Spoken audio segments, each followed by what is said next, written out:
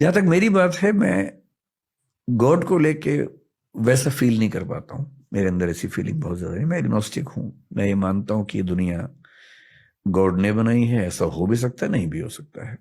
ये भी हो सकता है कि अपने आप बनी हो, एवोल्यूशन के प्रोसेस। मुझे ये जरूर लगता है कि ज्यादा चांसेस हैं कि कोई ना कोई फोर्स है इस सब के पीछे। पर वो फोर्स वैसी एकदम नहीं है जैसा धर्मों के लोग मानते हैं। वैसा होने का स्कोप ही नहीं है।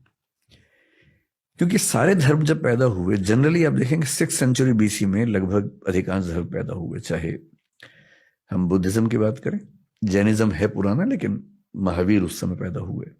कन्फ्यूशनिज्म 6th सेंचुरी बीसी में हुआ। ताओइज्म उसी समय का चाइना में। क्रिश्चियनिटी लगभग उसके 600 साल बाद हुई। जूडाइज्म थोड़ा सा पहले से है, 6th सेंचुरी बीसी के आसपास कुछ कुछ दिख रहा है उसमें। Islam as an organise religion काफी देर में हुआ, हालांकि वो मानते हैं कि एडम के समय से उनका धर्म चलता है। धर्मों का विकास, ह्यूमन बीइंग का जो कॉग्निटिव डेवलपमेंट है, जब हम पहली बार सोचने लगे, हम तो मतलब कई अरब साल का प्रोसेस है एवोल्यूशन का। लगभग 1400 करोड़ साल के आसपास का प्रोसेस है, जिसमें पहली बार सोचने वाली स्पीशीज जो बनी हमारी, सोचने का प्रोसेस 70,000 साल पहले शुरू हुआ है। सिर्फ 70,000 साल से हम सोच रहे हैं। उसके पहले सोचने की क्षमता नहीं थी, ब्रेन ऐसा नहीं था। पिछले 2,500 साल से फिलोसफी चल रही है, यानी सोचने के भी शुरुआती 67,500 साल में फिलोसफी नहीं है। जब पेट भरने लगा, नियोलिथिक रिवॉल्यूशन हुआ, खेती होने लगी, सेटलमेंट्स होने लगी, तो कई लोगों को पहली बार भरपूर सोचने का मौका मिला। तब उन्होंने सोचा कि ये सब कैसे बना होगा। इमेजिन किया कि ईश्वर ने बनाया होगा। लंबे समय के बाद इमेजिन किया। इंटरेस्टिंग है कि भारतीय परंपरा में विष्णु के 10 अवतारों में पहला मत्स्य अवतार है, मछली का, पानी के अंदर। एवोल्यूशनिज्म कह रहे कि पानी से ही शुरुआत हुई। पश्चिम में 6th सेंचुरी बीसी में पहला फिलोसफर पैदा हुआ है, थेल्स नाम का। थेलीज बोलते हैं उसको कुछ लोग। वो क्या बोल रहा है कि दुनिया पानी से बनी है। ह्यूलिज्म बोलते हैं कि दुनिया पानी से बनी है।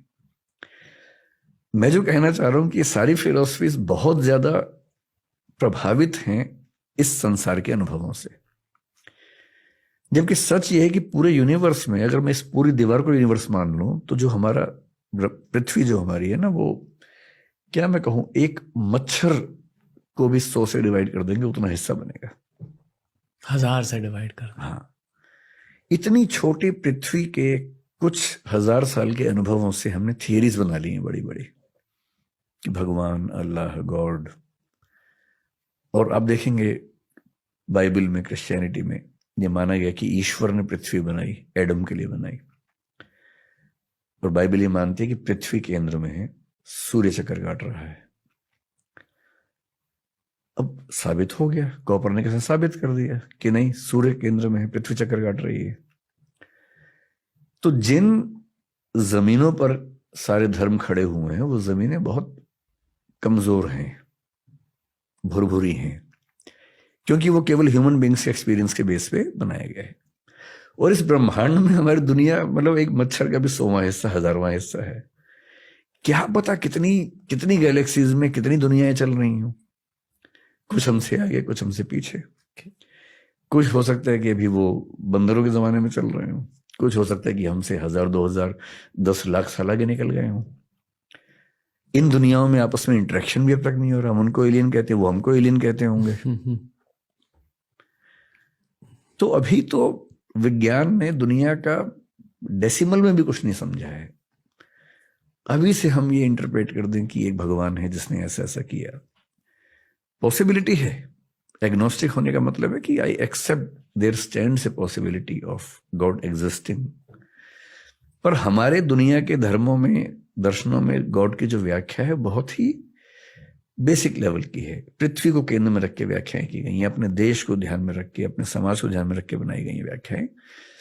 मेरे ख्याल से अल्टीमेट रियलिटी जब भी हमारे सामने आएगी, मतलब हमारी जिंदगी में तो शायद नहीं आएगी, शायद 10-20 हजार साल तक भी ना आए, शायद 1 लाख साल के बाद सामने आए, वो वैसी नहीं होगी जैसी हम सोचते हैं, उससे काफी अलग होगी।